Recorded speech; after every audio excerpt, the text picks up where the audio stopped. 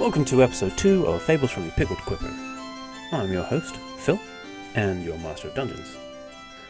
Sit back and enjoy. Alrighty, session 2, here we go. Quick recap of what happened in session 1. The five of you, unknown to each other, were all at a tavern called the Pickled Quipper on the outskirts of Delzimer, overlooking the Gulf of Lurien, or Lurin, however. I can never decide how to pronounce it, so I'll probably say it 3 different ways every time. And as you sat there, just sort of soaking up some culture and looking around, what was clearly an adventurer-heavy tavern, there was a shifty-looking wood elf walking between the tables, and he approached most of you in turn, trying to convince you guys to meet out the back with him to discuss something very serious. He eventually convinced you.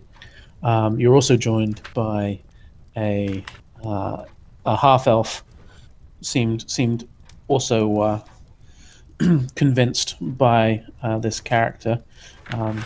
Fellow introduced himself as Duarte, and explained that something very dramatic was about to happen. Didn't really have time to explain. He carried out some sort of spell. He had a sort of like a little crystal ball that he looked into, and then very quickly came back and said, right, that's it, it's got to be now. And he cast some sort of protective bubble across the group. Could not include himself for reasons that he was not able to explain. There was a bright light. The whole sky went white, vision went white. And when you came back, the tavern behind you was in rubble and burnt. And before you had a chance to react, you were suddenly being set upon by some bandits. A scuffle ensued. Discussing with the alchemist, Cater, he did not feel like going back to the city was a good plan, and everyone agreed. And you had the choice between the safety of the woods or the safety of some caves down the cliffs, and you opted for the caves, having tried to cover your tracks to make sure that no one would follow you. And we left off with you having reached the cave entrance, preparing to see what happened next. So, what would you like to do? So we're coming up on the cave. Yeah, you're like right in the cave entrance, and I believe Cassette had expressed a desire to rest, and Eska had suggested moving into the cave mouth, and I think that's about it. Savarius is kind of like rubbing the wound that he got earlier, like kind of grinding his hand into it, as in like almost like reminding himself of the pain. And I want to use my second wind ability. Okay, absolutely. So that was 11 health back. Oh, it's the dice plus your level, correct? Yes. Yeah. 11's about as good as it can get as a level 1 character. Savarius is looking awfully refreshed for grinding his hand into his wound. Why don't more people do that? Can I check around the mouth of the cave to see if does it seem safe from what we can tell? I would assume so. Give me a perception check. Can I ask one of my friends to look around the cave to see if it's safe? I just looked at my perception score. When we come up to a cave, for instance, that's pretty solid. Hey, not bad. 18. Yeah. And I've got a question regarding this, because would caves be considered underdark? Depends how far you go in. Yeah. I think at this point, you're thinking as far as your favorite terrain. How dark does it look down there? The light drops off fairly quickly. Oh, could be underdark. Maybe about 60 feet or so. You've got 60 foot bright, 60 foot dark. Oh, 60 foot dim, excuse me. and then darkness beyond. I would probably be sticking close to Cassette, so I may also be kind of like, when I see Cassette trying to scope it out, I might scope it out too. I would say this does not count as Underdark at this stage. This That's is fine. just dark. Okay. Just curious how far that Yeah. would stretch. Yeah, Fair yeah. enough. No, that makes sense. Yes, if someone wants to roll or assist, either is fine. Yeah, I'm sticking close to Cassette, so Okay.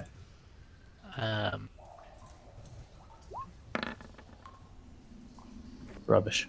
Not that close though. So, looking around the cave entrance, that was an 11, by the way. Thank you. Looking around the cave entrance, there's no obvious signs of life. You don't see any obvious tracks coming in or out. There's no eerie growling or anything. It does look like the cave goes back a way. Like I said, you've got, especially for Cassette, your ability to see is going to drop off quite quickly here. About 30 foot in, there's sort of like a nice level area where you could make a temporary camp. And that would be fine. Yeah. You feel reasonably safe here. I'm still a little hurt, so I could use a quick little rest. Eska nods enthusiastically. Claire has her arms kind of just crossed over her chest, and kind of still just looks a little like shell shocked. She doesn't really look like she's really fully paying attention to what anyone is saying around her. So, what are you looking to do? Short rest? Oh yeah. That's what I was suggesting. Are you going to try and just? You're going to set a fire for this hour? Are you going to post up a guard? Are you going? Are you trying to be quiet, or do you not care? What are we looking at here? I think I'm just gonna trudge in a little ways. Maybe 30 foot inside, and just sort of sit up against the wall and just keep my eye on people. And they can do what they like. Okay, so you said you're going about 30 feet in. Yeah. I mean, if it hasn't kind of like, if it's still entranceway. Yeah, you can just still enough- see. Okay, Like yeah. you're within sight of the cave entrance. Okay, yeah. Yeah, And I just sit down, pop my bow next to me, and just sort of keep an eye out. Maybe keeping an eye into the cave as well. Okay. Are you, as a group, are you planning to be stealthy or noisy? Noisy as possible. Regular. Regular? Yeah. Cautious, but not trying Okay. to be stealthy necessarily. Gotcha. Yeah, agreed. Sylvaris is actually gonna, he's gonna like give it a minute or two as kind of just like observing the area, and then he's gonna talk to everybody, sort of, after they get settled. I'll Barter. He's walk to the middle of the cave and drop the coin bag from earlier. As he says, "Guys, you forgot your payment," and then walks back to the entrance of the cave to keep an eye out. And how much did you put down? Oh, I have the amount written down. It is 11 gold, 19 silver, and 6 copper. What we need to do is we need to spend the entire campaign ignoring this so that he has to do this every time we rest. He has to go and pick it up after every time and then drop it again next time. See how many times I do that. Yeah. Does anybody move to take it? And payment for what? Doesn't say a thing, just keeps walking. Strange behavior. Well, now that we are all settled, I believe it is the matter of introducing ourselves to each other. We are clearly in some sort of situation. Trying to wrap my head around this. But. And he leans back to the wall. And here we are. With one terrified little girl. One questionably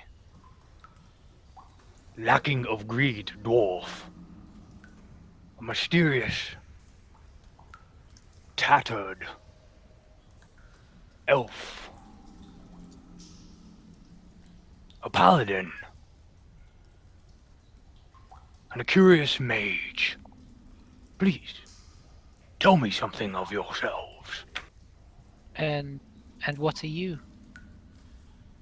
I asked you the first question. Eska turns her head away.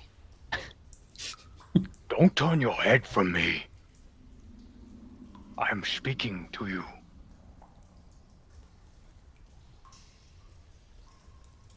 Eska turns back. I got a dead-eye stare right at Eska. She returns it.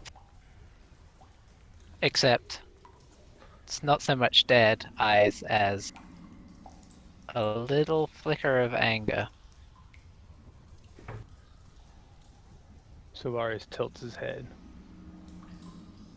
In that moment, Bardor scratches a match and lights his pipe. Takes a puff. And I start walking towards Eska. I'd imagine I was 15 feet away, 10 feet away, still walking towards her. 5 feet away. And then I just stand in front of her, looking down upon her. Pretty notable height difference, yes. In your head, you hear, "Step back."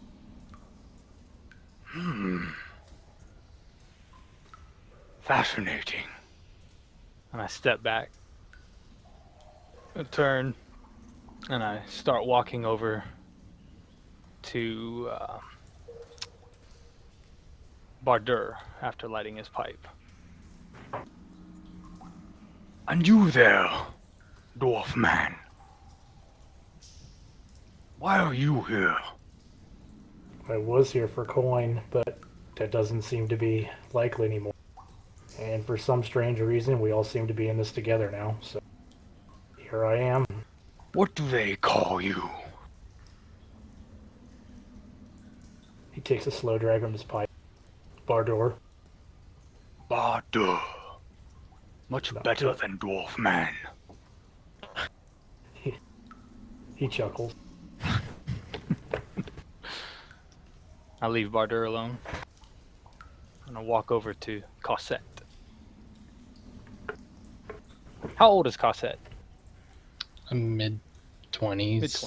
Mid-20s. Okay. Continues walking up till he's like imposingly above her, looking down on her. Do you have any like iconography on your I guess particular following or faith on your person? My shield would, but I don't have the actual icon. But it would be Eldath, the goddess of peace. Okay. I personally know nothing of Eldath. I'm so sorry. It's I need to refresh on my religion. apparently the symbol is a waterfall plunging into a still pool, which is actually really cool sounding.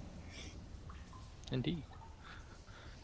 So she would probably, like, knowing that you're coming to talk to her, she would. So you're here to interrogate me now? Not yet interrogate. Just familiarize myself. She would stand up and, offer her hand out and introduce herself. I'm Cosette. It's nice to meet you. I'm gonna slowly take Silvari slowly takes his hand out and actually shakes her hand. Pleasure to meet you as well. And he's kind of like eyeing her armor up and down. And real clean armor. Well, now it's a little bloody, to Little be bloody. perfectly honest with you. But it was clean. It's definitely not seen much action, yes. Yeah, with that in mind, yeah, he's like, You handled yourself quite capably back there. Thank you. I've had a lot of training, but nothing could prepare me for what just happened. Whatever that was, I still don't know what. I don't even know where we are. Something's different. Or are we? I've been here for a few years now. Not the same. I don't know what happened. The land seemingly has not changed. But the world around us has. Great many questions in my mind. and I start walking towards Claire. She's sat down on the ground of the cave, kind of just staring off into middle distance a little bit. As I walk up, does she register with me at all? No, probably not. Not until you're right up on her. Okay, I walk right up on her. And you there. And I squat down and get my head level with her. She jumps and like visibly recoils. Do I terrify you? Well, a bit. Only a bit. And she just kind of stares at him with her. She's already got buggy eyes, and they're a little buggier even than normal. You're going to have to pull yourself together. I'm not traveling with weaklings who cannot handle themselves. When he says that, her brow furrows a little bit. I'm not weak. I've never seen a bloody murder before. Silvaria stands up. There was no murder of that. That was simply self-defense. Had we not handled them, we would be in their place. Whatever you call it, it doesn't matter. They're still dead people, and I've never seen a dead person before. And he kind of lifts his head up and looks down at her. And what is your name? Her attitude is kind of shifted from scared to a little bit huffy. And with kind of a wrinkled nose, she just looks back up at him and goes, Claire? So there is some fire in you. Good. I turn, and retroactively, I forgot to ask both other characters, Rich's character and, Eska and Spencer. God, I forgot to ask you both your names. Esko would refuse until hearing his name. Interesting. Yeah, when Silveria starts to walk away from Claire, she stands up and puts her hands on her hips and just goes, catch yourself. You've been asking us what we're about. What about you? He just stops and he turns his head back and looks at her. I am Silvarius, fragment of the Order of the Dawning Sapphire. That is all you need know for now. And he turns his attention back to Cater. He kind of shrinks back a little. I previously mentioned we don't have much of a place for stragglers here. What use to our party are you? I I know the area. I mean, I led us here to the caves, didn't I? And I know the properties of many items. I can help explain what's safe to eat, what's not. I'm not sure if we're going to be going to town very soon, so being able to survive off the land might be all we can do. Not everybody has to be a fighter, you know. Not fighters, but strong. Well, you fight with your sword, I fight with my brain. We shall see in time. And Sylvaris walks back over to like the middle of the cave entrance and leans on the wall, leans back against it, and just kind of like looks around the room, spending time observing everybody, and keeps his eye on Eska a little more than everyone else. She does likewise, actually. I mean, just in keeping an eye. She doesn't walk to the front of the cave. She Yeah. she is returning his gaze. Okay. But she does pipe up. They once he's introduced himself, does say, "You can call me Eska." Just to the group in general. There's just a nod from Sylvaris. You are gonna have this nice awkward pause while you try to kind of catch your breath. You succeed? You successfully take a short rest. Yes. Yes. So you may roll hit dice to recover health, right, gain back any skills that you get back on short rest, so on and so forth. So you don't get lay on hands back, right? That is long rest, unfortunately. Okay, just making sure. Yeah, it's really sad. I would love that to be short rest. We could take an immediate long rest. This nap is really technical. Yeah. Can I please have Bardor, Claire, and Eska give me a perception check as you finish your very tense hour?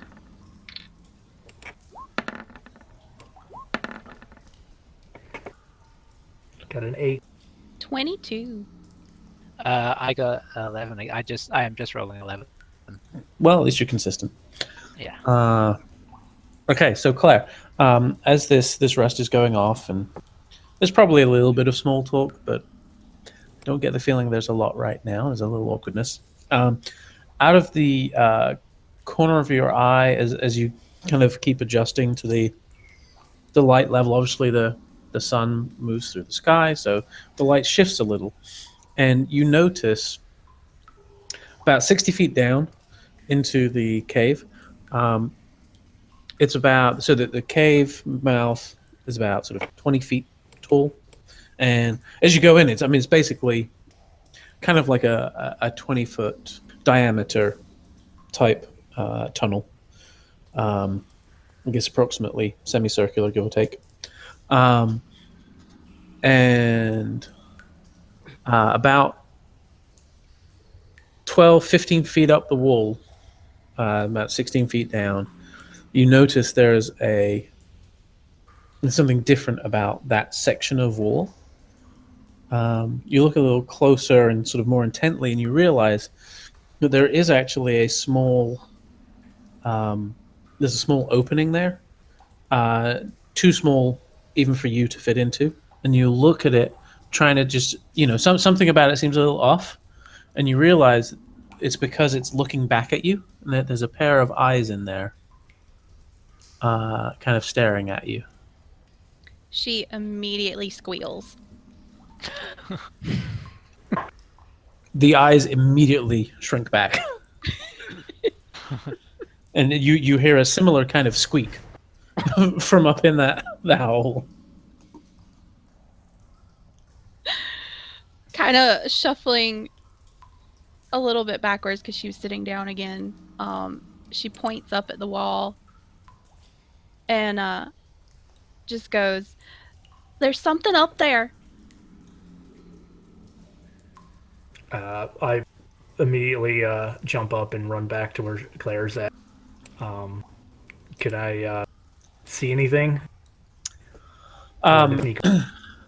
Based on where she's pointing, you can see the opening, but there's nothing visible in the opening. So you're saying it was, just to get my, you're saying there was like a little opening, and then there was maybe something in the opening that kind of showed itself a bit, and the eyes came out, Correct. or eyes kind of showed up. Okay, and then it Yes, shrunk that- back maybe into the and it's- opening a little Yes, bit. it went back inside the opening.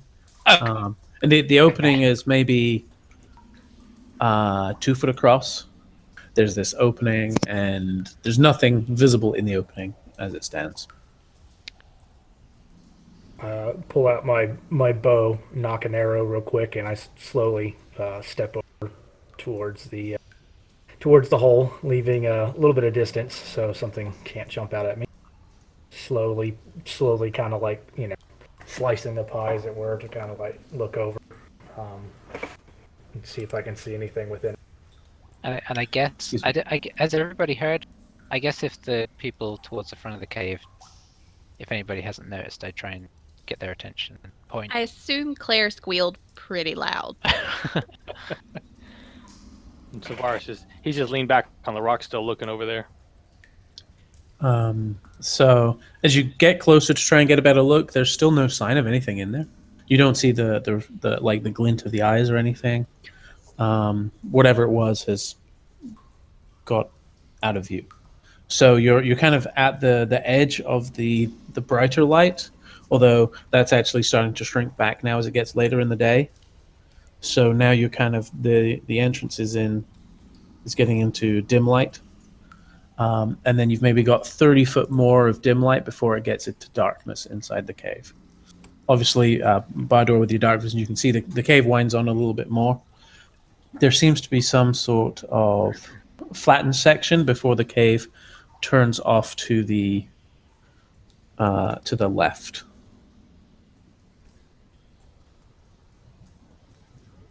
Esker's gonna call out and say, "Bardor, what are you doing?" Seeing if there's anything in there. He slings his bow real quick, and I'm going to light up a torch while Eska's standing there, and see if I can look into the hole where the creature or whatever it was to see see if there's anything. So as you light up the torch, you hear a slight scurry as a rat, just a regular sized rat, just sort of like scurries away from you. It was sharing the space with you somehow, but as soon as you light up that torch, it scurries off into a little crevice. And you think you might hear a little bit of scrambling inside the thing, that little opening. Still can't see anything because of the angle. With it being sort of 12 feet up on the wall, it's very hard. You can't see very far in at all. Definitely the advantage for viewing is from up there. Yeah, you can tell from up there. They can see, this whole section of the cavern. You're not able to see much into there at all. Nice. Say with a little bit of a louder tone, "Master Dragon, little help." With a perplexed look on his face, or a semi-questionable, "Master. And he kind of one arm pushes himself off the wall from his lean and walks over. What are we trying to find out? The lass seems to think there's something in there. Torch, please. Hand it over to Sylvaris. Take the torch and I take a peek. Make a perception check with disadvantage. This is gonna be bad, y'all.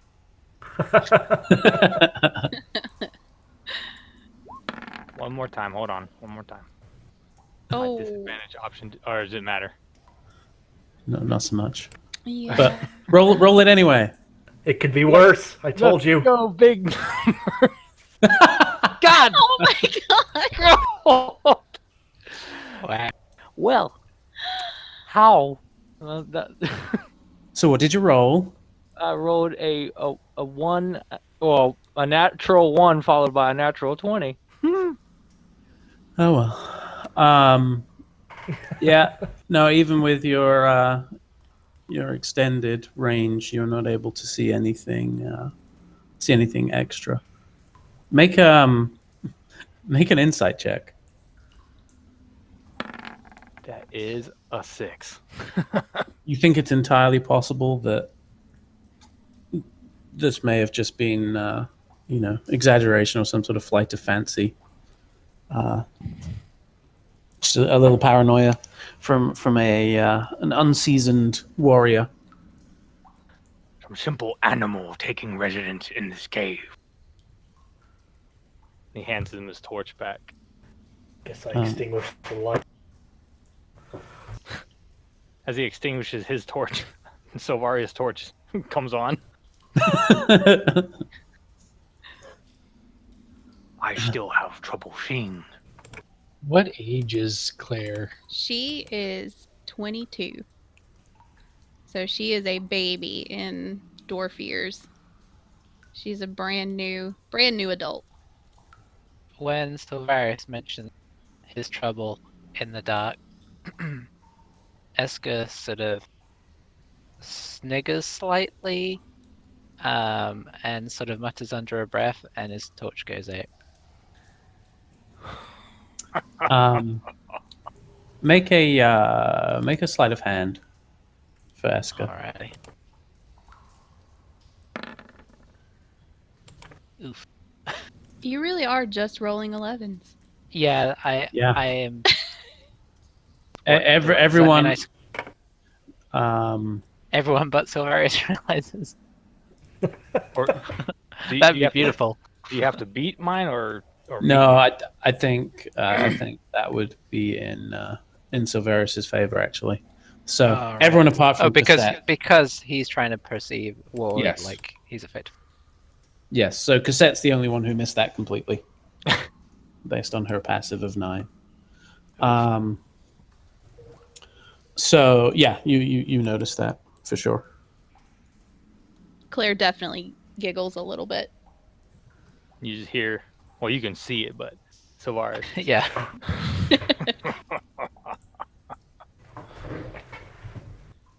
And even if I didn't witness that,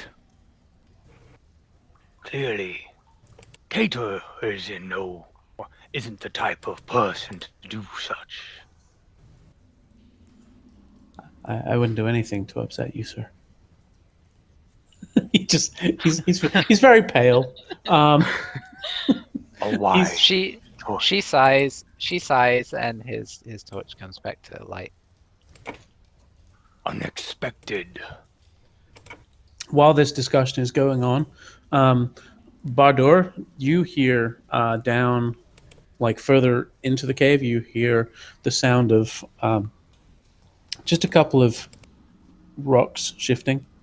Just classic couple of rock shifting. Yeah. Like very small rocks.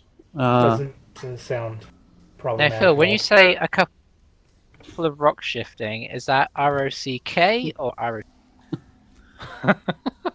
Because that could be a different problem scale. Make an insight check on the DM. It's 11, obviously. Oh, that's good enough. The DC was 11. Yeah, no, it's ROCK. Maybe pebbles shifting would be more accurate. So I'm the only one who hears this? Correct. Okay. I don't know what to do. I'm gonna step towards the rock movement, and I'll tell everybody just go shh, and then I'll again draw my bow and knock an arrow as I slowly step towards the noise. You can go ahead and make an active perception check. Active perception. Go. Good gracious. Sick. Okay. So as you kind of stop and focus, no movement, no no other noises. As you do try and listen, you realize that it could actually have been further away than you initially thought, simply because the sound will echo in the caves. So it's entirely possible it was sort of further on and even round that corner that you had seen earlier. Guess I'm gonna keep following this and just keep I guess try to stealthily move forward a little bit further. And yeah, I've got my bow still at the ready just in case. Okay. Make a stealth check for me. Stealth. And is anyone what's everyone else doing as Bardor starts stepping down towards? I guess the light will just about show this. Yeah, that's high. 23. So the light from the torch will show this for those who have dark vision as well. A little ways down, about from where you're at now, it's about 30 feet or so. It kind of flattens off again. There's a little slope down, and then it flattens off, and then the cave appears to turn off to the left. So, looking straight down, you would see basically a dead end. But yes, it then goes off to the left. And so, yes, we've got Bardor ahead. How far are you going? Are you going all the way down to where that turn starts? Yeah, if I don't see anything else that really kind of piques my interest, I'll kind of sort of start to slowly make my way around.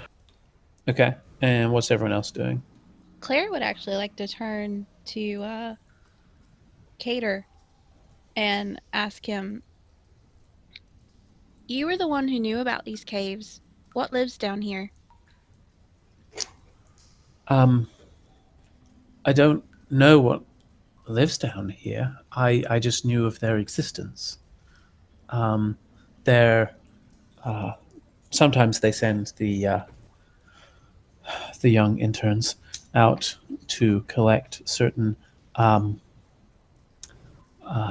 items needed for the alchemical work. So I think sometimes we're sent for mushrooms in the caves, or certain types of creeping vine that are only found growing in the caves. But I have not gone that far. The mushrooms that I've had to get grow right by the cave entrance, and I wasn't thinking we'd go into the caves. I thought maybe we would just sort of hover for a while and then try and find somewhere safe. I'm also not going to go anywhere on my own, so if you're going into the caves, then I'm following. Because I'm terrified. Claire looks back at the rest of the group, and surely if they send students down here, there can't be anything too bad, right? Claire shifts her attention to Bardor, but doesn't make a move to follow him. Okay. How far away am I from the party at this point? I'd say about 20 feet right now. 20 feet. Okay. Yep. And in fact, Cassette would go to follow him because she doesn't really have a great perception, so she's not hearing the rocks. This is approximately where you all are, give or take. Cater is very much towards the back. Cosette, you can start following Bardor if you'd like. Are you also trying to be sneaky? Oh, did I notice him being sneaky? Yes, you noticed him sort of pad off gently and is taking care not to make noise. Oh, okay. Well, then I may not move too close because I know that I can't be sneaky as well. Yeah, we have a lot of clanky Maybe people just in this party. Yeah. Okay. Ardor, you can now see down here into this corridor. Oh, is that a door in the wall or an opening? It's we'll consider that an opening. Okay. You feel quite stealthy based on your 23 roll. As Cassette sort of maybe starts to go and then kind of slows down a little bit, Eska's going to place a hand on her shoulder and say, Why would we go down there? We have no... Is this wise? I agree with her. What is our interest? Delving deeper into this cave. I feel the dwarf is just seeing things at this point. I mean, he can handle himself. I don't wish him harm, but I'd hate to follow him into who knows what at this stage. Your question is sound. Why would we need to go any further? I'm more concerned with what is out there. Our world has changed. In some forms. And Claire brings up interesting questions. With what's left in this cave. Be it the old world or the new, is it dangerous? Can I hear this conversation? Yeah, I don't think they're. Okay. It doesn't seem like they're trying to talk very quietly. Okay. Well, I keep my eyes on the direction of the cave, and I'll say if you don't want to go any further, we can go back to the entrance of the cave. I just don't have a good feeling about this. I don't say it's without merit entirely, but I feel like perhaps we should consider our next moves carefully. If we were looking for a safe haven for now, then perhaps if our plan is to head up and not come back here, what good can come of delving deeper? Well, Bartor's getting a little impatient because he feels like he's kind of in the middle of a potential battle zone. And he says, well, make up your mind quick. We go or we don't.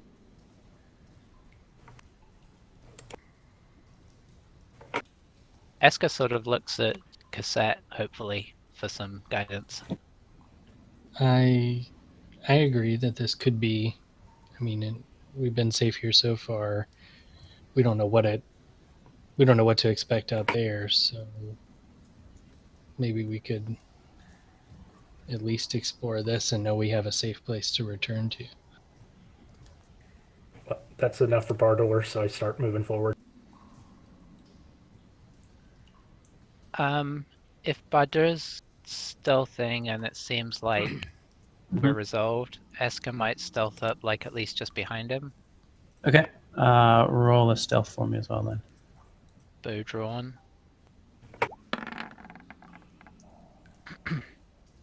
Okay. 17. Huzzah! Not 11. Bardor, how far are you moving? I'm gonna move around the corner behind this rock on the right hand side, taking some cover. If possible, I'm just going to move up to the opening, but no further. Just to be able to keep an eye on him. So as you guys come through, and you guys are very stealthy here, you can see as you look ahead, there's like a fork in the path. As you come through, you see a little bit more. And so you see up ahead a couple of little green-skinned creatures. Do I see them? Yes, you both see them. Okay, I'm going to like put up a hand We don't have any signals. I'm going to put up a hand and just point through the hole, and I don't know what my signal's going to be. Just do a slitting the throat maneuver, like pointing through the hole, slitting the throat maneuver, in the hopes that people understand that there's danger. Make a performance check. Oh boy. Got a lot riding on this. People are going to think like Bardo's dead or something if I'm not careful. Yeah, something's come up and just slit Barter's throat and run away. Oh boy. Oh no! Natural one dit. Right. Yeah. Okay. Yeah. I think he wants to kill Bardor. Yeah. Okay. So, Wouldn't be the first person. so the three behind. So various Claire Cossette. Go ahead and make an insight check. Gonna let you know that there's only one number that will suffice here. Let you know ahead of time. It's not good odds. Yeah, that won't do it. Oh no! Silvaria's 4. Sick. Wow. Guys, we're killing Bardor. Was that 2 natural ones from you as well? It was 3 nat ones in a row between you guys. Oh my god. Yeah. Oh. Okay. So suffice to say, Esk, as you look back and you try to get this across, you see Cosette seems to get a vague idea of what you're trying to go for. Claire and Silvarius are just look really perplexed. Like they have no, like they're just looking at you like, what? So I don't know if maybe it's like a cultural thing, but they seem like, yeah, they don't get it. Eska makes a mental note that they really should come up with some code. Understood. Can Silvarius even see me, really? Or is he I have a in torch. kind of... Yeah, he's Oh, got a torch. you've got the torch lit. Okay. That's a relief. There's 2 guys there. They don't seem to be paying any attention to you right now. Your stealth scores are plenty high enough. And so they're just muttering. Can't really hear what they're saying right now. They're just chatting away. Do I recognize what they are? You know, you said green skin, but Make a. There's a chance you would have either nature or history, whichever's stronger. nature or history. They're both equally terrible. And I got a 14. Okay, 14. Yeah, that's good enough. These look like kobolds to you. They've got little tails. They're scaly. They're like really, really, really small dragons. Based on where they're positioned, you think maybe they're guards, but they don't seem to be very efficient guards because you two have got quite close. And you're aware, like there's a torchlight behind you, and while the light only goes but so far, it's visible from a long way away. But they seem completely oblivious to that. Okay. Well, I'll turn around because can I see the party behind me? I assume I can see it. Yeah, you can see them. Okay. You can see me through the hole, like looking backwards, like doing a slit throat motion. Yeah. And pointing towards you. Should I make a perception check to see if she's trying to kill me? Make an insight. Yeah, you can make an insight too. Okay. You don't feel threatened by her. Okay. I just shake my head. And I'm gonna whisper back and tell Eska, like, tell him to put out the torch.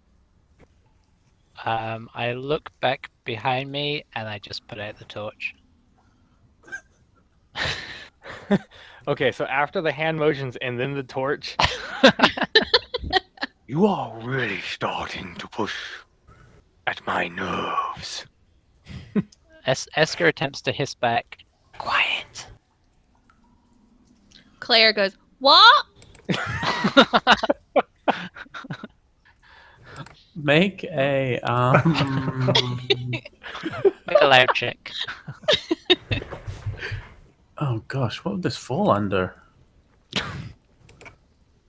Let's just have from Claire and Silverius. Let's have just straight charisma roll. Oh, Oh, looking at some real high numbers right here. yeah. This is Claire's specialty. Y'all hold on to your butts. Oh. That's a 9. That would be a 10. Remarkably, I think you're both fine. Bardor, as you hear them sort of fussing at each other, no obvious change in the behavior of the kobolds ahead. Well, actually, I don't think you can see them right now from where you are, but Eska can just about see them. Quick question. Do I know what they are? You can also make a history or nature check. Yes.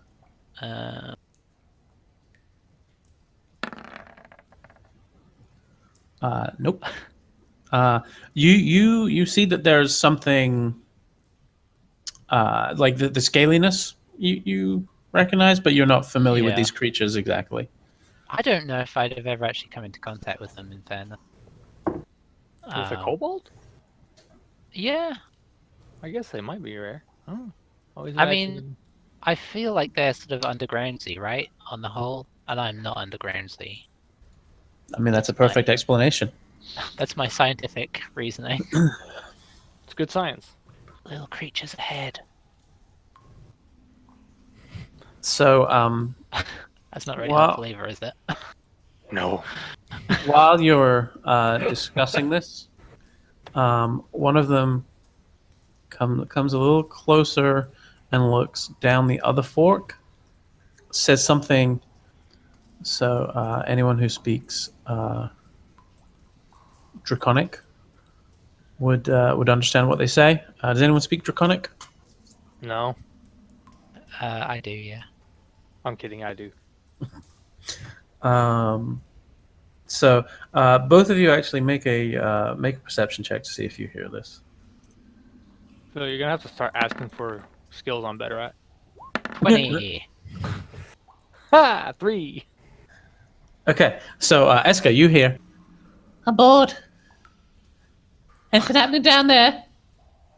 You hear a muffled reply. Ah, it's boring down here too. Alright, just thought I'd check. And then as he kind of turns around, you kind of see him stare down the corridor a little bit and kind of pause and stare some more. And then he just goes back and starts talking to his friend again. And it gets a little quieter, so you're not able to pick anything else up.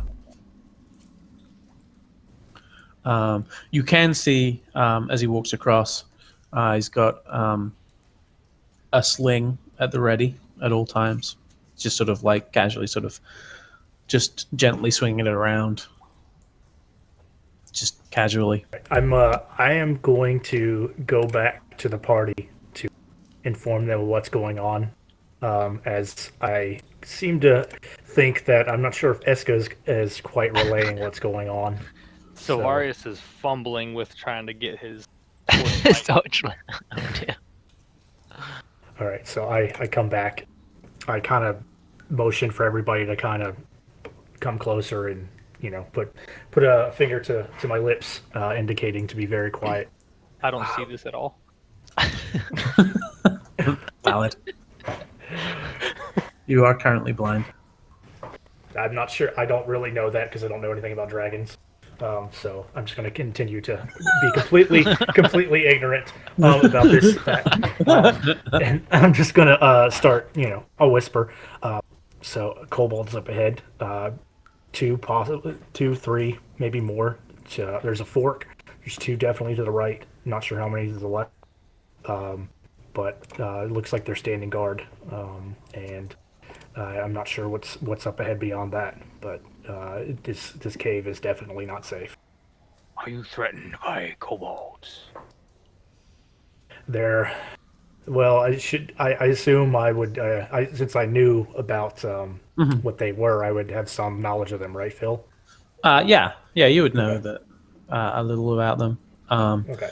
They're not overly intimidating.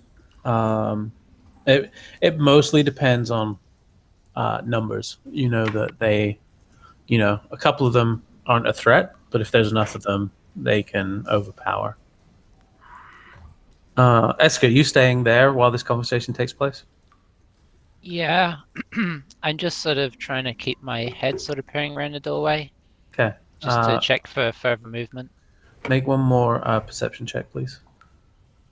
That's gonna be 14.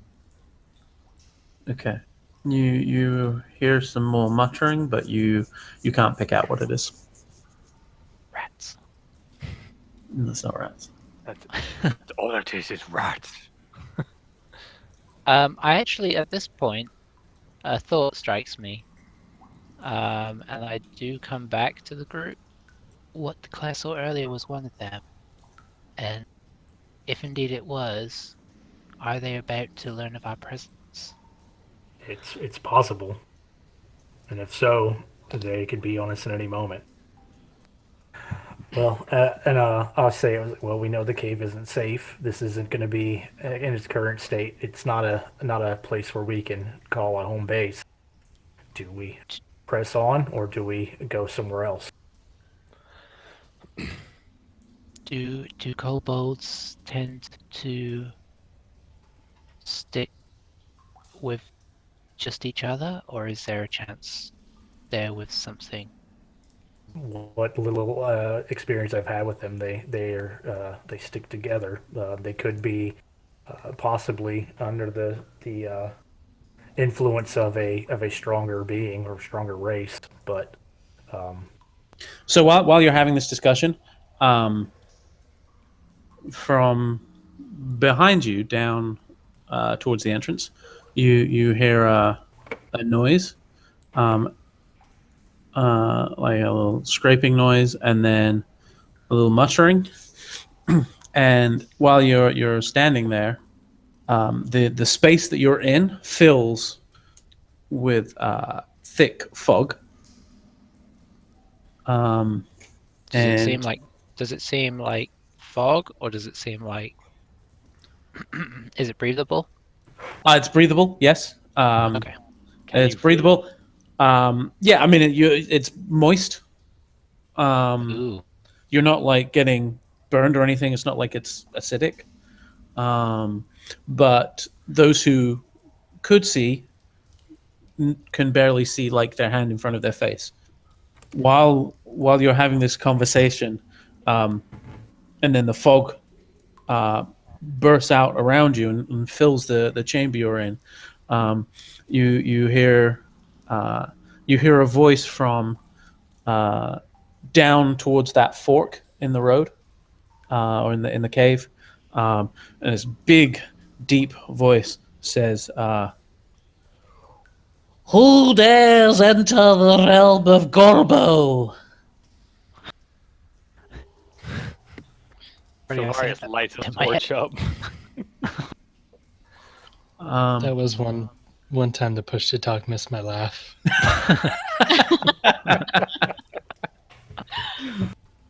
Was that in common or? That was in common. Yes. I think they know we're here.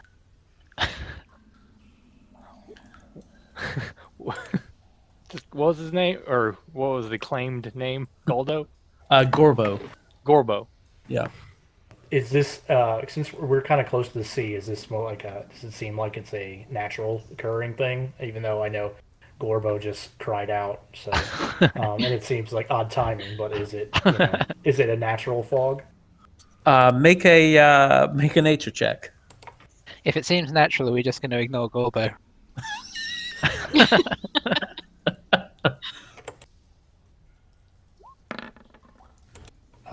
10. 10. You're not necessarily an expert on fog. No. But you are quite a good.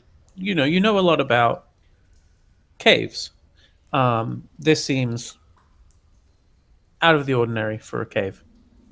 While Esker's looking around for somewhere to hide, and you're assessing the cloud, the voice calls out again. Who keeps Gorbo waiting? Esker's definitely just trying to hide, even though there's nothing to hide behind. Claire is just kind of spinning in a circle, kind of hissing at the group. What do we do? I am going to assume a fighting stance and draw my bow and kind of get up over here. Okay. So Varus Do is we going know- to speak out loud. I'm tired of playing your games, Gorbo. Do we know? Did you say it came from further in the cave or Yes. back from the? Okay. Yeah, it sounds like So it's further in. The muttering and the fog came from the front of the cave, but then the voice came from inside, further Yes. inside. Okay, How just checking. far can you see in fog, by the way? You can barely see 5 feet right now. And as I say that, I'm going to back up till I actually find wall. Okay. So I have a somewhat bearing. The voice calls out again. Stow your weapons, and I will grant you and then you hear sort of a muttering off to the side. It's weird. So this voice is amplified incredibly loudly, and it's almost deafening. Like every time it talks, there's like a little shudder, and there's like you hear small stones shifting. And so as it kind of tails off, you hear some very loud muttering, and then the voice comes back. An audience! I'll grant you an audience with Gorbo. And then more muttering, and sort of like, kind of goes, but weirdly loud. It's very peculiar.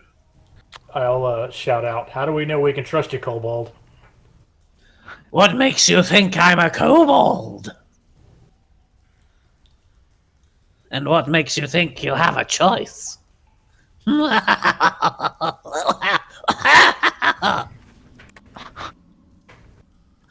Inside check. Yes, you may absolutely make an insight check. So Varus. Oh, is these gonna check do- things? Not good at those, by the way. I was checking to see which ones I was good at. Turns out not.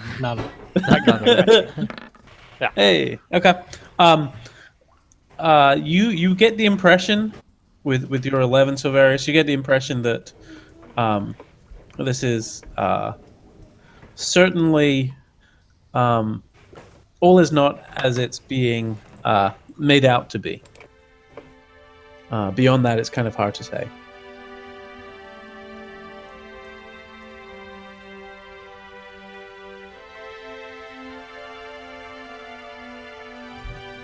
Definitely, I'm guessing we're all somewhat back now. I'm saying off the record, we definitely need to not only keep this guy alive that we're talking to, but befriend him so that we can continue to hear his voice. Yeah, I want him to talk as much as possible. Exactly. Off the record. Yeah. But even the two little guys down the hallway sounded incredibly cute. Yeah. Yeah, we need to. Well, we're probably gonna need to kill them, but I'd love to keep them alive. Well, should we see what happens next? I guess we probably should. Fog cloud is present. Gorbo is yelling at you to stow your weapons, and he will grant you an audience. Esker's gonna like put her weapon, sort of drop it, like in the sense of not having it aimed upwards, but she's not ready to stow it. Can Silvarius take a thought to the oddity of the sound being? Yes. Make an Arcana check.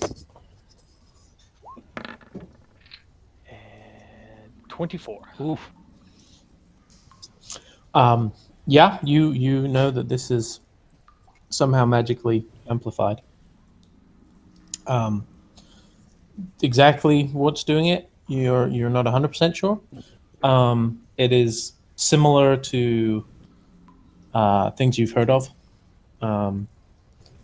but doesn't quite have the same vibe to spells you will have encountered. Similar to something like thaumaturgy. Sylvarius never had his sword drawn either. He had it in sheath the whole time. But he's just gonna kind of like relax a little bit, even he's no longer at all tense. Okay. And wait a little bit. But behind you, those who speak Draconic, you'll hear a sort of a grunting noise.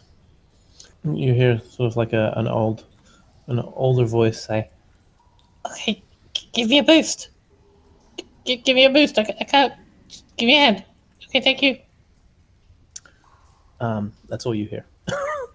and then some like scrabbling noises, followed by some huffing and puffing. But that's about it. Oh boy. Claire's gonna follow suit like Silverius and Eska and back up into the wall a little bit. Okay. Yeah, you can find Wool. You discover Cato right there, and as soon as he realizes it's you, he just sort of tries to cling to you a little bit, and whether it's just using you as a shield, or that he sees you as a good source of protection beyond just being like a meat shield. It's hard to tell, but panic is just radiating off him at this point. Yeah, we definitely are sharing some panicked looks right now. She's probably clinging back just as hard. Footsteps approaching slowly. Gentle footsteps. Right then. Are you willing to come peacefully? In Draconic back. Sure. Why not? Oh, he speaks Draconic. I know, I heard. From behind you, you hear another couple of voices. We heard it too. Oh, it's funny, isn't it? You don't hear a lot of people come down here talking Draconic anymore. No, it's kind of a dying art. I mean, right, come on. Put your weapons up. Let's go. Okay, so I don't understand what's happening. So I convey that to the party. So what did you say to them? Eska will just say, they don't seem to mean us harm. I mean, as of right now, I'm not aiming my bow and arrow down the corridor, but I'm one step from being full cock. Come on, it's time. Let's get on with it. We don't have all day. Booms the voice of Gorbo. Just follow the guards ahead of you, please. We are being granted an audience, Bardo. I guess Eska will sling her bow. Yeah, Claire's got her hands up. She doesn't feel like there's an immediate threat. And she'll sort of gesture to Bardo as she's doing it, kind of like a similar. The fog's still probably up. Actually, it starts to thin out at this point. So you can now see each other again. Should I make a perception check on Eska's hand gestures? Sorry, this time it was a little clearer. Okay. Well, I look back, my jaw agape at what is transpiring, with everybody, standing down. Follow suit, begrudgingly. Mm-hmm. And I mean, they the kobolds, they have slings out. Bardo, you actually see of the two sort of in front of you, one of them forgot to put a stone in his sling. So right now he's just holding an empty sling. Well, they don't necessarily seem overly prepared for this. So they, nevertheless, the two behind sort of shuffle in and go, right, down the corridor, please, down the corridor, thank you. And they say that in common. Come on, Shufti. And Cater quickly sort of tries to find somewhere in the middle of the pack. Claire follows right after her new buddy. I can't stop laughing at the kobolds.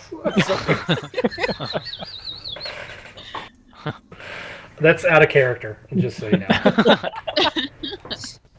Butter is taking it very seriously. Yes, it's very serious.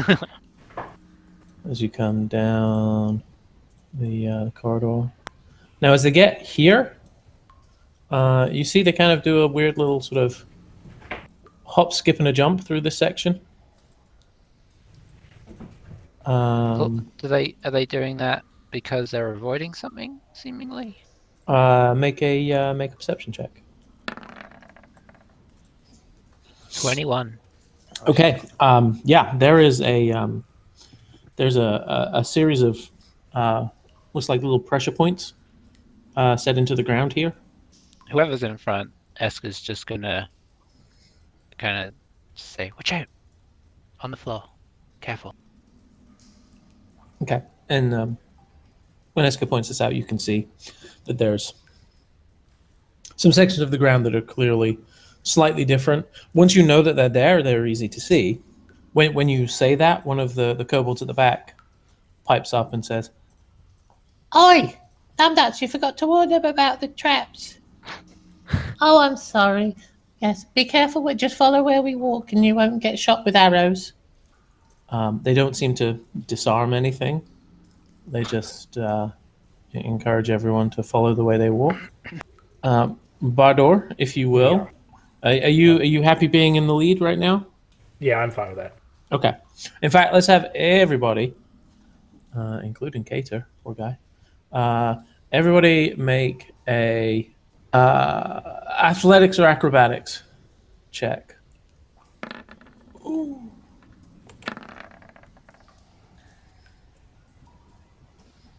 Oh, yeah. Okay. 23 Sylvaris. 6. 16. 6 passes. Yay. Unfortunately, Cater rolled a 4.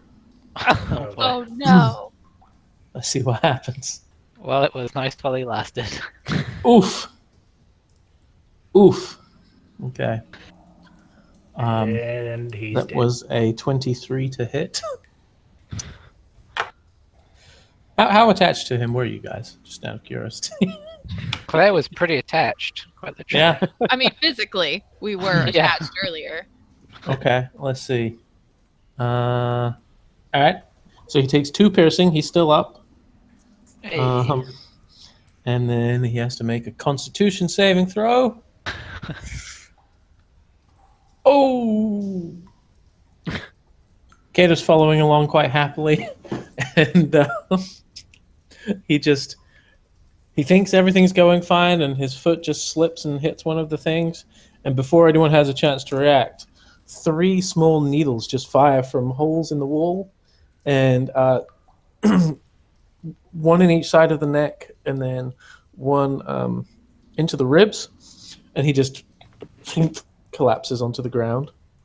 Claire is immediately gonna kneel down beside him and kind of like shake him. Okay. Make a medicine check. Medical shaking. Yeah. Da-da. They're going to take this as a way of trying to assess his condition. Oh my god. Well, I mean, That was a 1. Yep. Yeah, he's gone. You can see the life has fled from him, and you don't think he can be saved. You think he's just gone forever. She just looks up at the group. He's dead. Dead. And the kobolds kind of look nervously. Can I thought you told them about the trap. We did tell them about the trap. He just did it anyway. Oh, such a clumsy little half elf. All right, hold on.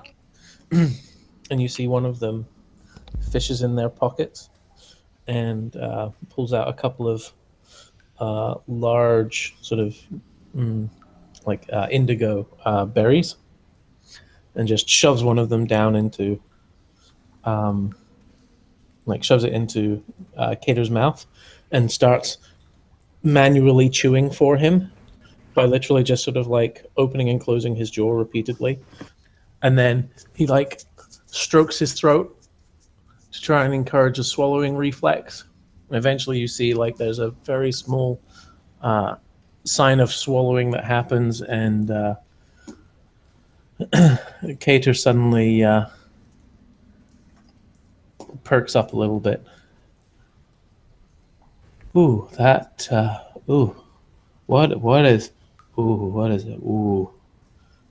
And he looks up and sees a kobold sort of stroking his neck, like, oh. And as soon as he does that, the kobold's like, right, quick, everybody, walk carefully through. Please don't hit anything else. And as you have that conversation, you see that there's two more kobolds on either side on these raised platforms, sort of overlooking the path. There's no menace whatsoever. They're just on sentry duty, essentially. As they come through this section, once again, you see the kobolds kind of hop over something. Bardur and Eska, if you will, give me a perception again. 8. 6. Okay, so you don't see what it is they're leaping over. This is where we all die. Did we all see them leap over it? You did. I'm just gonna pick up a rock, like a big rock, and throw it right where they jumped over. Okay. And as you do so, it there's just a little string that that's only 2 inches off the ground. So it's very hard to see. It's it's like the color is well matched. As the rock hits that string, you just hear some bells in the ceiling ringing. But that appears to be the only thing that happens.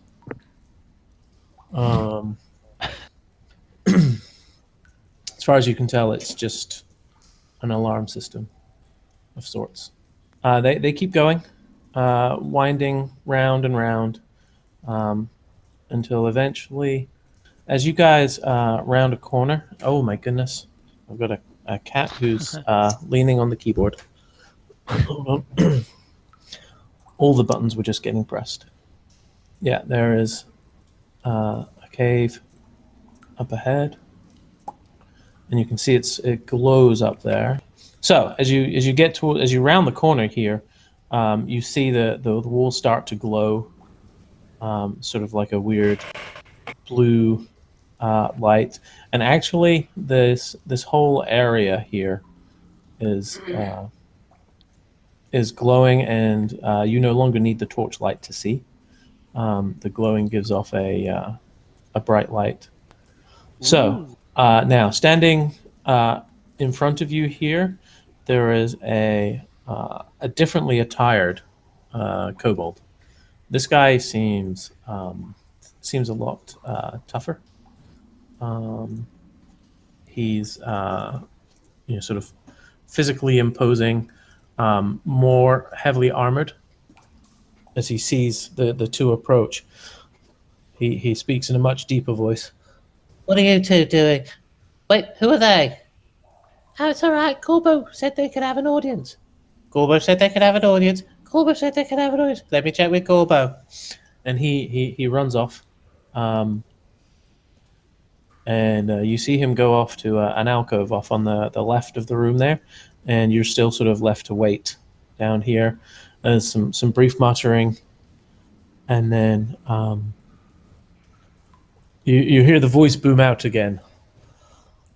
Gorbo bids you enter. You see some of the kobolds sort of shake their heads a little bit at the sound. Because now in this space, which is far larger. I mean, you can see it's. Hang on, I have a measuring stick.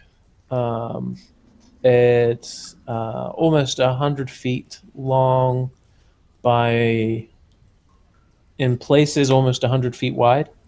There's lots of nooks and crannies in here in different corners of the room, but the sound is amplified to fill this space just like it was to fill the smaller space before. So the impact is exactly the same on your ears. It's still shaking, and you still see some little pebbles bouncing around and stuff. It's odd because clearly it has to now be much louder for it to fill this space, which is so much bigger. And you see there's a couple of regular kobolds like the guards who have been accompanying you, who just move out the way. And the two in front lead you over towards this this sort of nook over here. What is the sort of floor and ceiling like? So it's natural, natural looking rock type stuff. It's Is the blue glow just coming from the walls? yeah, it just there's some fungal, there's some sort of glowing fungi, and then there's also like it's just like almost like a moss or something that seems to be glowing as well. That's on the walls, the floors, the ceiling. The guy who was at the entrance goes back and takes up watch, looking out down the corridor through which you had previously traveled, and you're sort of encouraged to line up politely. You see this rather majestic looking kobold in front of you, flanked on either side by another pair of the larger spear and shield wielding dragon, the kobold. He's sitting on what appears to be a carved seat, relatively ornate, and he has a little crown on his head. Appears to be made of bone, rather disconcertingly. He kind of gives a large bow and said, "Greetings. I am Gorbo. Welcome to my domain. Who are you?" Well,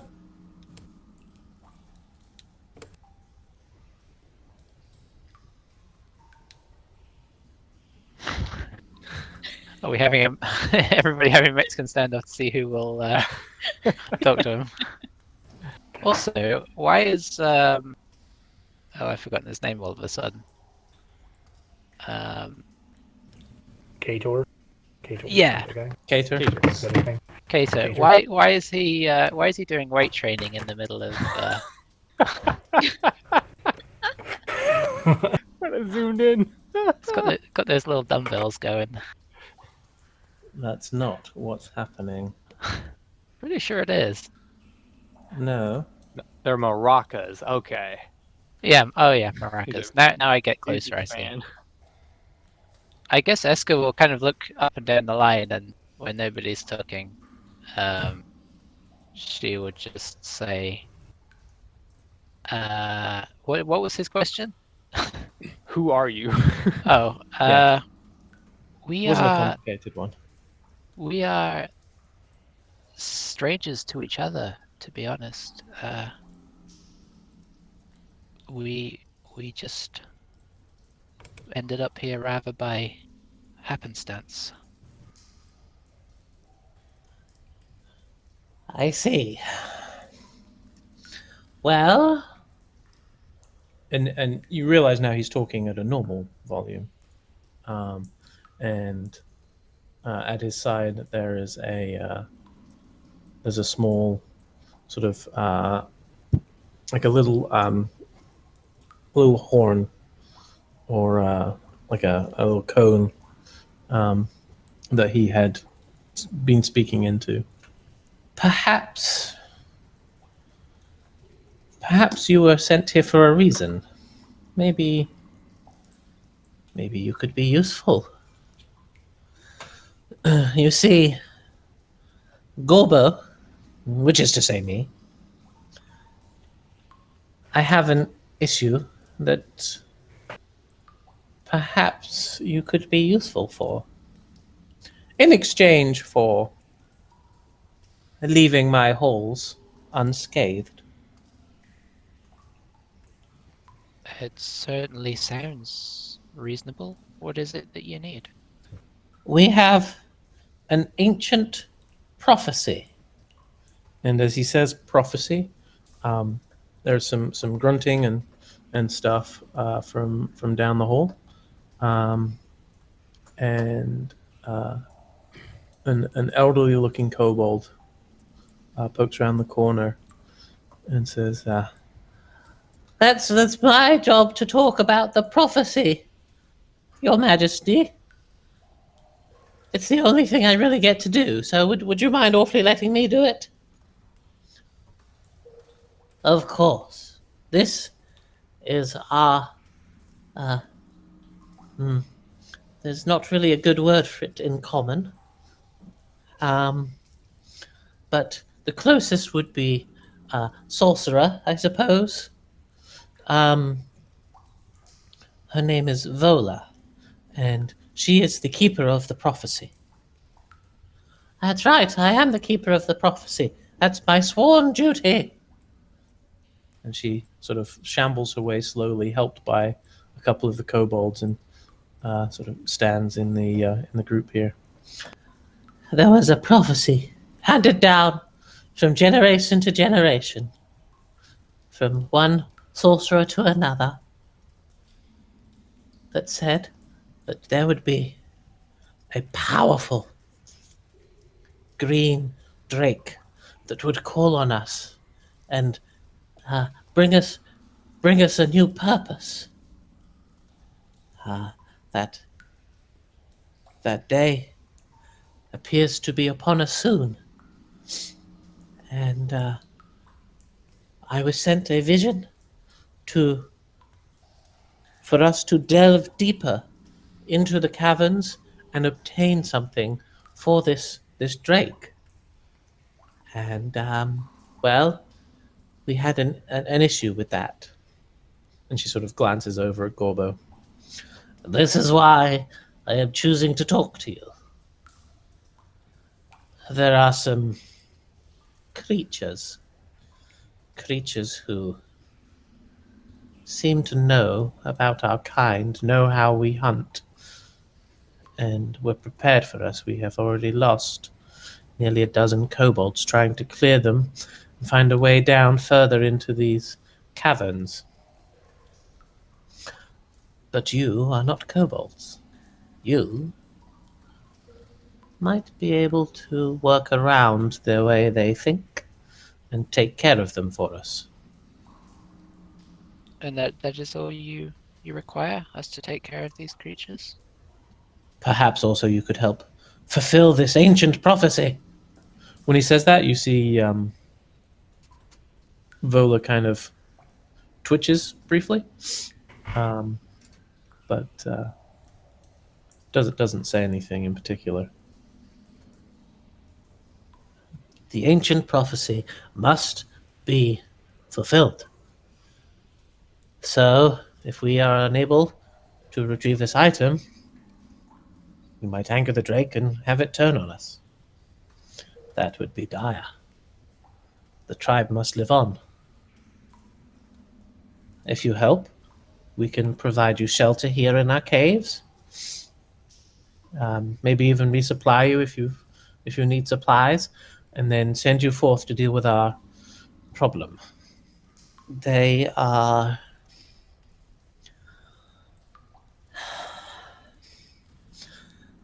We don't have a name for them. They're just... they're weird. They're icky. They're sort of long and gangly. They're blue. Yes, they're blue. And they are They have long arms, and they have clubs. Yes, yes, they have clubs. How many kobolds tall would you say they are? I suppose 2 kobolds tall. It's a strange way And of asking. I Couldn't you mean, just ask how tall they were? We're not morons. I measure everything in kobold. Deception check, please. How do you know it's a deception? Okay.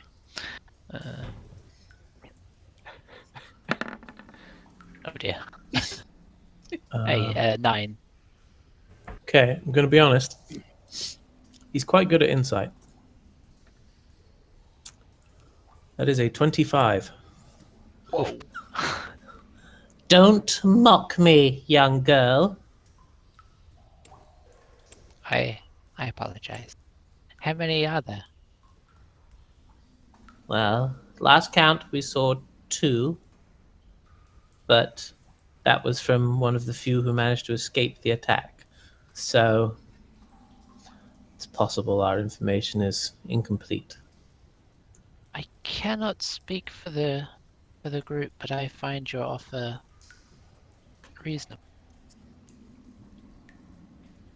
We could use a safe haven right now. Claire nods. And you, scaly one? He nods. I think he's talking to you, Cater. I don't think anyone was talking to me. I was doing a very good job of hiding back here and drawing no attention to myself until you said that. And Gorbo says, if you are able to dispose of these creatures and clear the way for us, perhaps there will be something that our... well, we don't have a good word for this in common either. He is a maker of things. He creates strange contraptions. And anyway, he may be able to provide something for you as well. But only if you can confirm that there's no more danger at the entrance to the caves. We understand that further down in the caves there may be more danger. If that turns out to be the case, we can discuss again, and perhaps a new arrangement can be made. Yes, our deal was just to clear these creatures, and you would provide us safe haven, correct? Safe haven, and perhaps something more from our maker. Yes. Yes, but you will be safe here in these caves. It sounds like we are of an accord. Very well. And he hops down with surprising speed and closes up to Eska and holds out a green clawed hand. She takes it. As you shake hands, he briefly shifts form to look exactly like you, and then shifts back and says, very well, we have an accord. Does this seem sinister in any way, or? Make an insight check. At the very least, it's a little disturbing. 17. So you actually don't get the feeling that this was sinister, strangely. Okay. Disconcerting, sure. You sense that he finds you interesting, and kind of saw this as a way to get to know you better, Okay. and so just sort of adopted your shape. And people wonder why kobolds aren't necessarily welcome everywhere. Very well. Do you need anything before you depart, or are you prepared? Probably getting close to sunset by this point.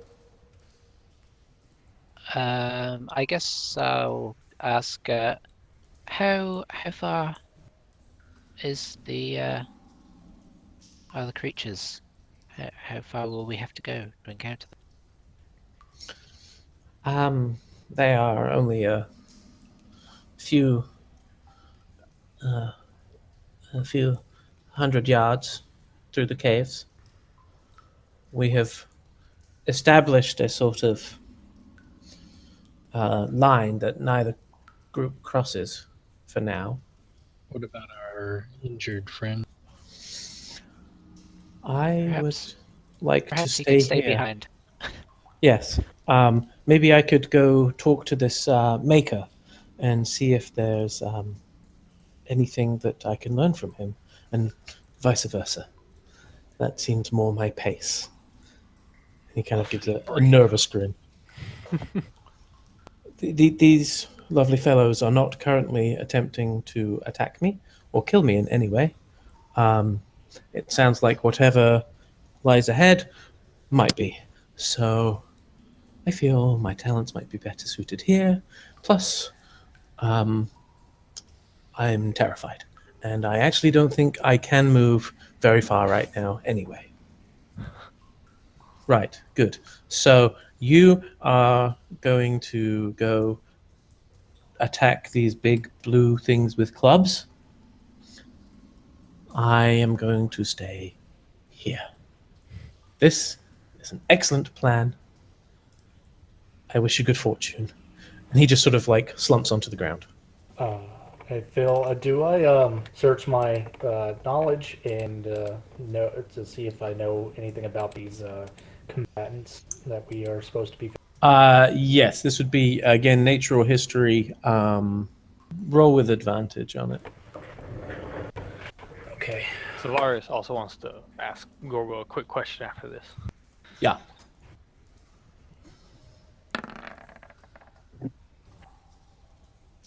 Okay, first one is 7.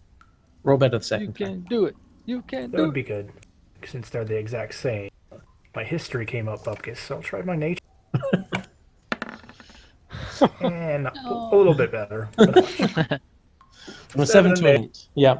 So you feel like, I mean, this it rings a bell, but you can't place what it is. Not right now. You're a little bit sort of frazzled right now with everything that's going on, and it's kind of hard to properly go through the old memory when you've got this crazy kobold king who I feel like in a different time you'd want to be just cracking his head open, and right now you're talking to him and having to make nice. I feel like you're not able to quite focus on your memory right now. So, if you wish to go forward, Sprock and Splick will lead the way.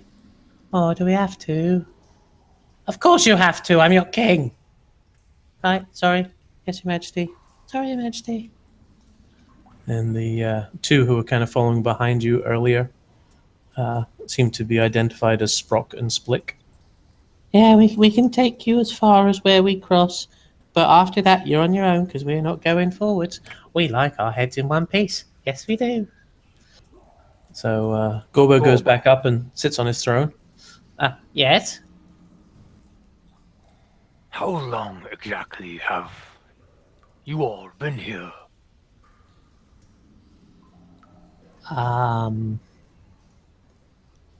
That's a bit of an odd question. It's but a simple question.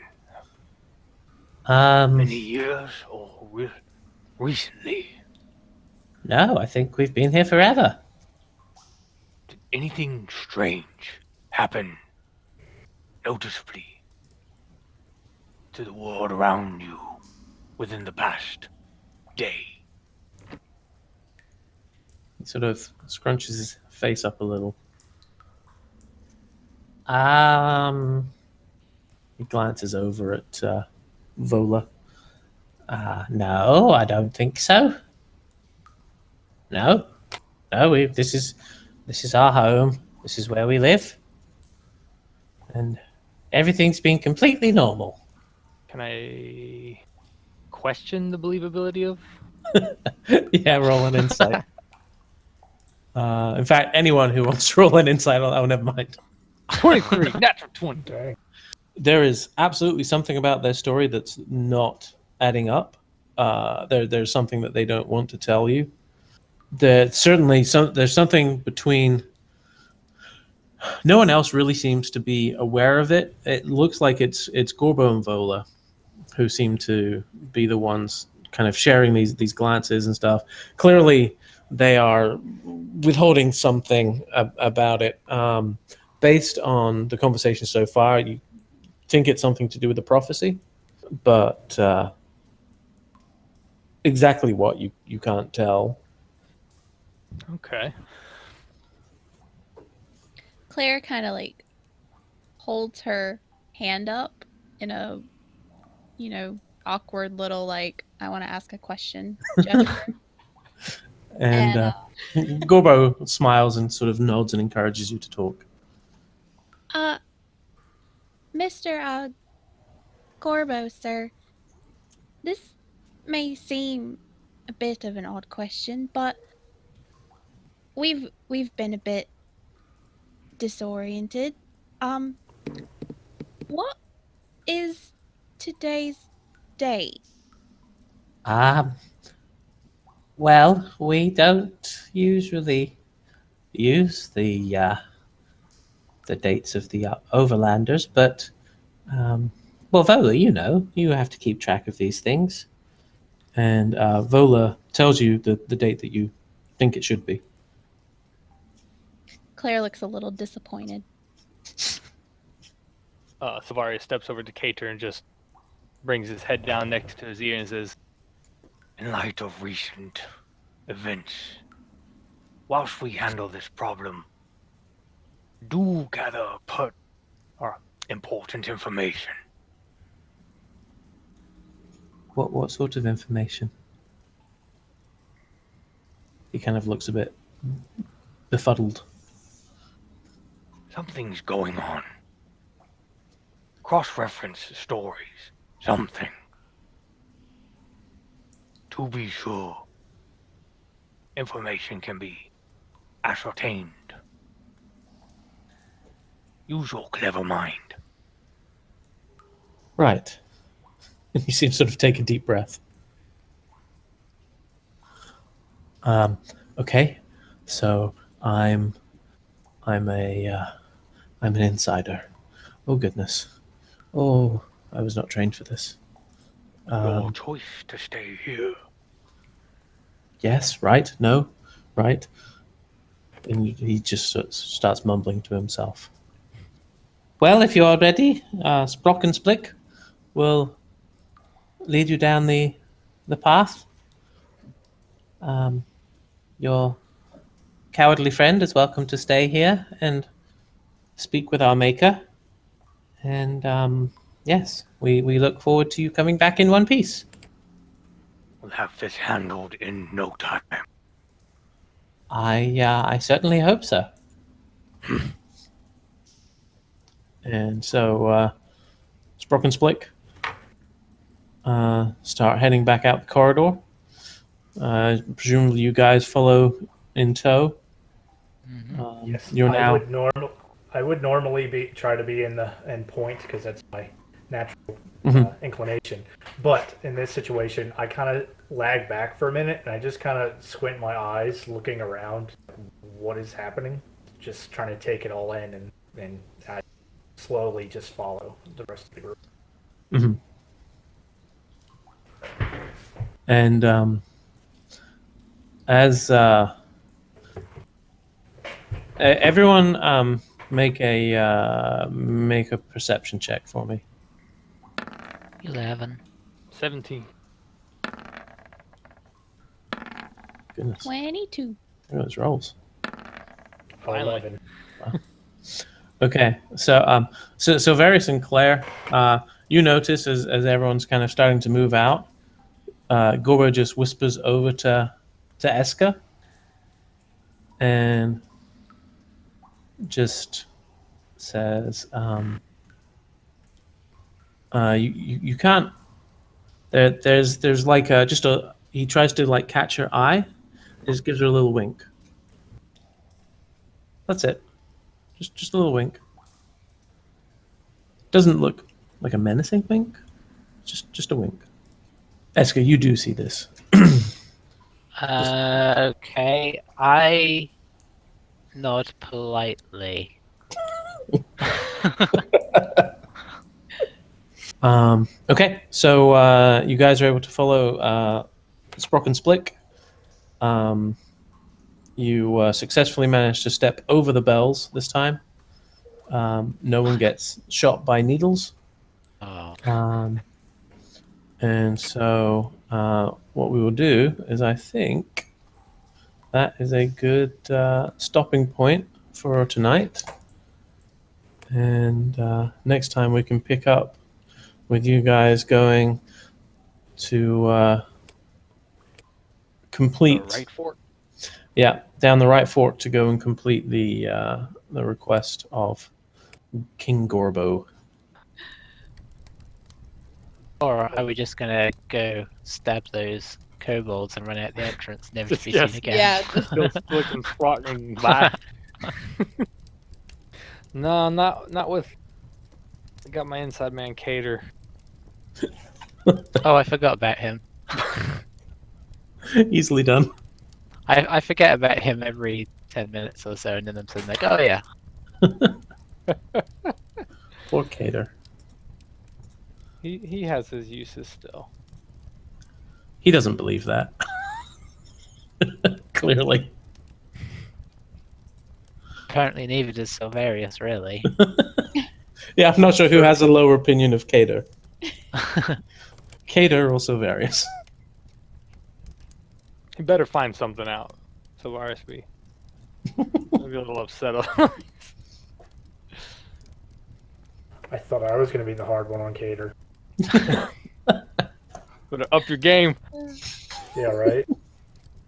If it wasn't for the big flashing light incident, I think that our minds would be a little different. Possibly. But we're just in a state of uncertainty in general, so it Well, kind of throws everything off. well, we're It happened aware like that 2 hours ago. Yeah, Yeah. we're aware that something has happened. If we hadn't have been aware that something had flashed and something magical Yeah. had gone on, we'd probably all be, thinking we'd lost our minds. Yeah, because this. I mean, yeah, talking with kobold is unusual. Although I agree with Spencer, like, and well, pretty much I think everybody fills kobold voices. Yes, those are great. Thanks for joining us. We will see you next time for more Fables from the Pickled Quipper. As a note, we are now available on YouTube, Spotify, Apple Podcasts, and a bunch of other places. So you can either watch us or listen to us, and do let your friends know where they can find us. Thank you very much. See you next time. Bye-bye.